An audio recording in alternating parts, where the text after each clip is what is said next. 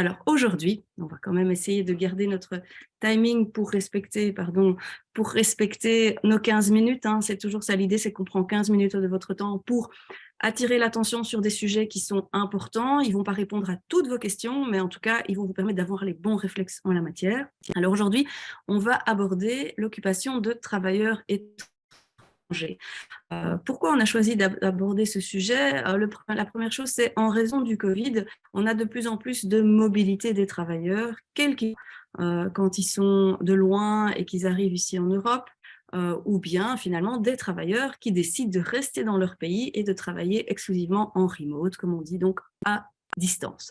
Donc c'est important d'avoir les bons réflexes lorsqu'on occupe un travailleur étranger, qu'il soit européens ou non européens, réfléchissez toujours à vos questions, à leur nationalité. On va aborder tout ça. Allez, on y va. Comme je vois qu'il y a beaucoup de participants qui sont déjà là, on aborde la matière. Donc, quand vous engagez travailleurs étrangers, il y a deux catégories de travailleurs étrangers. Il y a ce qu'on appelle l'Union européenne, les EE, qui est l'espace économique européen, et la Suisse. Pour ces trois pays-là, ces trois entités-là plutôt, les formalités sont relativement simples dans la mesure où il y a une mobilité au niveau de ces différents pays. Quand c'est un travailleur étranger qui est hors Union européenne ou EEE, donc espace économique européen, c'est-à-dire avec des pays nordiques notamment, les formalités sont complexes. Il va falloir un permis, on y revient, où il y a parfois simplement l'impossibilité de les occuper si les travailleurs ne respectent pas certains critères pour arriver sur le territoire belge et pouvoir y travailler.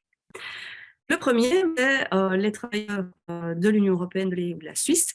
Il faut bien, dans un premier temps, que vous alliez regarder la nationalité de la personne. Ça veut dire qu'un travailleur brésilien qui est sur le sol français, bien qu'il soit légalement en France, ne pourra pas nécessairement travailler en Belgique. Donc, c'est bien la nationalité du travailleur qu'il faut aller voir et non pas son lieu de résidence. Pour autant qu'il ait une nationalité qui ressort d'un pays de l'Union européenne et autorisation d'occupation. Donc, il n'y a pas de formalité à faire. Ces travailleurs-là, vous pouvez l'occuper de la même manière qu'un travailleur belge inscrit légalement en Belgique et étant sur le sol belge. Ce n'est pas pour autant que le travailleur peut arriver en Belgique et se dire « cool, j'ai rien à faire comme démarche ». Non, il va devoir s'inscrire à la commune et en Belgique, c'est 2-3 mois de son arrivée sur le sol belge.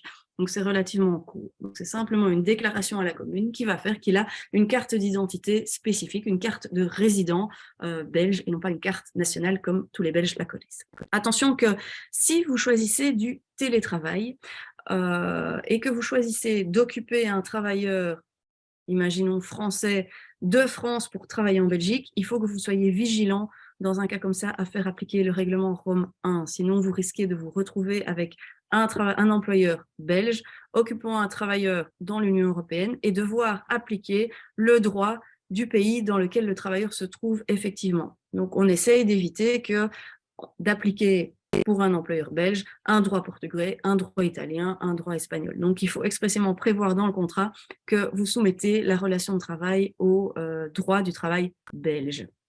Deuxième élément, c'est que quand vous occupez un travailleur en dehors de la Belgique qui reste dans son pays, mais toujours pour cet employeur belge, il y a des conséquences sociales et fiscales. Donc, il est possible, dans un cas comme ça, quand vous occupez un travailleur de l'Union européenne dans son pays d'origine, que vous deviez vous inscrire en tant qu'employeur aux autorités fiscales et sociales du pays du travailleur et donc faire toutes les démarches dans ce pays.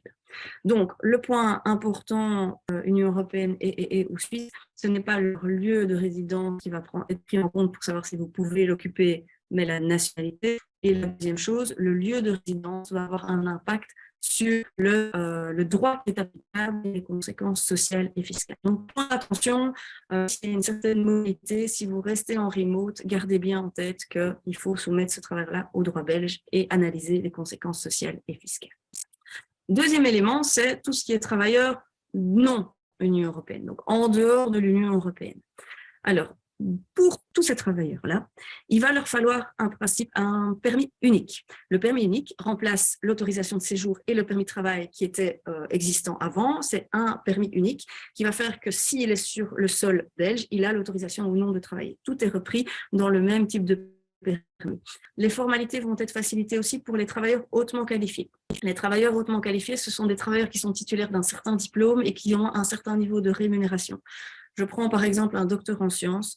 Quelqu'un qui est docteur en sciences, qui arrive en Belgique, va avoir normalement le diplôme requis puisqu'il a un doctorat et une rémunération qui va être élevée et va permettre d'obtenir son permis de travail. La Belgique essaye en fait d'attirer ce genre de profil pour autant qu'il visait bien la rémunération qui va avec. Donc ça, ce sera automatique. Ce n'est pas pour autant que le permis unique ne doit pas être obtenu, mais il n'y aura pas ce qu'on appelle d'examen du marché de l'emploi qui vise à déterminer si le travailleur peut ou pas travailler en Belgique.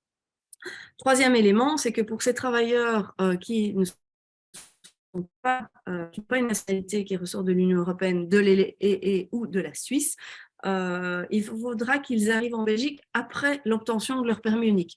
Donc, ils ne peuvent pas être sur le sol belge sans avoir obtenu leur permis unique. Il y a des exceptions que je n'ai malheureusement pas le temps d'examiner ici sur les 15 minutes, mais donc soyez vigilants que vous pouvez avoir une promesse d'embauche, vous allez devoir d'ailleurs faire signer un contrat de travail avant l'arrivée en Belgique, mais le travailleur ne peut pas être encore sur le sol belge.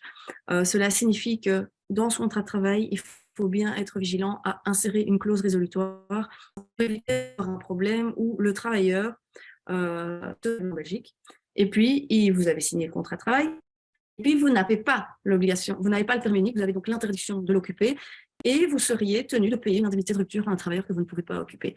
Donc veillez à bien insérer une clause résolutoire dans le contrat de travail si le permis n'est pas accordé. Cette clause, elle vise vraiment à dire, ben voilà, si le permis unique n'est pas accordé avant une certaine date, le contrat de travail sera présumé inexistant, tant dans le chef d'une partie que dans l'autre, et donc le travailleur ne pourra rien réclamer. C'est comme s'il n'y avait jamais eu de contrat de travail signé. Donc, travailleurs non Union européenne, vérifiez peut-être déjà le niveau de rémunération, le diplôme et éventuellement si c'est une profession en pénurie. Pour toutes les autres fonctions, eh bien, l'organisme qui va accorder le permis unique va d'abord examiner si sur le marché du travail, donc dans les demandeurs d'emploi belges, il n'y a pas ce type de fonction. Le permis ne sera pas accordé parce que vous avez la possibilité d'occuper un travailleur belge avant d'aller chercher quelqu'un qui est hors de l'Union européenne. Donc, point d'attention à ce niveau-là. Petite particularité, il y a deux pays qui sont un petit peu plus compliqués aujourd'hui, c'est la Grande-Bretagne et l'Ukraine. Pour rappel, depuis 2021, la Grande-Bretagne ne fait plus partie de l'Union européenne. On a tous suivi la saga Brexit qui a mené à la sortie de la Grande-Bretagne de l'Union européenne. Si c'était des travailleurs qui sont anglais avant le 1er janvier 2021 et qui étaient déjà soit sur le sol belge, soit des Belges en Angleterre, les règles restent. Donc, vous avez toujours l'occupation de conserver l'occupation des travailleurs anglais, ce qui n'est pas le cas après le 1er janvier 2021, où dans ce cas-là, eh bien, vous avez l'obligation de demander également un permis unique pour les Anglais. Et dans ça, il y a un examen du marché du travail en Belgique. Deuxième pays qui pose énormément de questions pour l'instant, c'est l'Ukraine. L'Ukraine n'est pas un pays de l'Union européenne, c'est un pays limitrophe à l'Union européenne.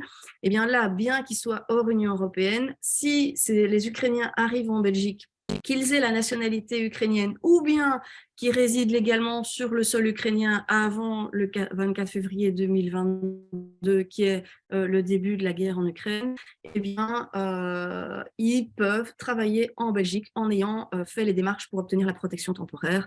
Ils ont l'autorisation de travailler de permis. Attention que c'est bien une protection temporaire. Donc, veillez dans le type de contrat que vous signez à bien lier le contrat que vous signeriez avec un Ukrainien ou quelqu'un qui vient d'Ukraine, à mettre une condition qui dit que si la protection temporaire vient à expirer, le contrat prend automatiquement fin parce que sinon vous risquez d'avoir des difficultés. Alors, petit élément sur le télétravail à l'étranger, on pourrait être tenté de se dire, finalement, pour contourner les mesures de permis unique, je fais du télétravail à 100% à l'étranger. C'est possible, oui. Si le travailleur est Union européenne ou hors Union européenne, mais c'est plutôt hors Union européenne, et qu'il effectue 100% de son travail à l'étranger, vous n'avez pas besoin de permis unique. Donc, ça veut dire qu'il doit résider légalement sur le sol de l'autre État, pas de souci, pas de permis à faire. Donc, c'est un peu particulier, c'est qu'il est occupé par une entreprise belge en étant à l'étranger, il n'y a pas de permis à demander. Par contre, il doit rester sur le sol du pays étranger. À partir du moment où il vient en Belgique, même pour une seule réunion, même pour une journée, il devra avoir un permis unique. Il faut être vigilant à ce sujet. Ça veut dire que même si vous avez un travailleur à l'étranger en 100% télétravail, que vous voulez le faire venir par exemple au mois de mars pour rencontrer l'équipe, il faut anticiper que le permis sera nécessaire pour pouvoir faire venir ce travailleur en Belgique. Alors voilà, je suis déjà au bout de mes 5 slides, puisque l'idée c'est 5 slides et 3 questions. J'ai encore un tout petit peu de temps pour prendre vos questions. Vous commencez à nous connaître, donc ça c'est vraiment pour vous servir de point d'attention. Si vous pensez occuper un travailleur étranger prochainement, comme d'habitude, vous nous envoyez un petit mail et on regarde avec vous, on analyse avec vous ce qui est possible, pas possible et quelles sont les démarches à effectuer à ce sujet-là. Donc maintenant c'est à vous. Je voulais savoir si vous aviez quelques petites questions. Voilà, on me met qu'il va manquer des informations, probablement, mais attention que j'ai vu que ça avait sauté, je suis vraiment désolée. On vous enverra de toute façon le lien YouTube où vous pourrez revoir tout ce que j'ai dit. C'est l'occasion de vous rappeler que vous allez avoir nos livrets périodiques qui vont arriver, que vous connaissez maintenant pour beaucoup d'entre vous. Alors, on a les voitures de société, le télétravail et la relation entre associés qui est déjà sortie. Le suivant, c'est le droit à l'image et le RGPD. Donc, bientôt, donc au mois de janvier, on va aborder ce point sur le droit à l'image. Le droit à l'image et le RGPD, donc il y a beaucoup d'entreprises qui ne sont pas encore en ordre en matière de RGPD. Donc, si vous n'avez pas tous vos éléments en la matière, vous revenez vers nous. Je vous propose d'acquérir le livret aussi qui vous donnera les clés au niveau de l'image. Donc, c'est-à-dire si vous utilisez l'image de vos travailleurs ou d'autres personnes, il y a des règles à respecter. N'hésitez pas à nous suivre, à nous poser vos questions sur info@ilpme.be. On fera un plaisir de répondre à vos questions en matière d'occupation des travailleurs étrangers. Et s'il n'y a toujours pas de questions, eh bien, voici nos prochains webinaires. Donc, notez bien les dates dans vos agendas.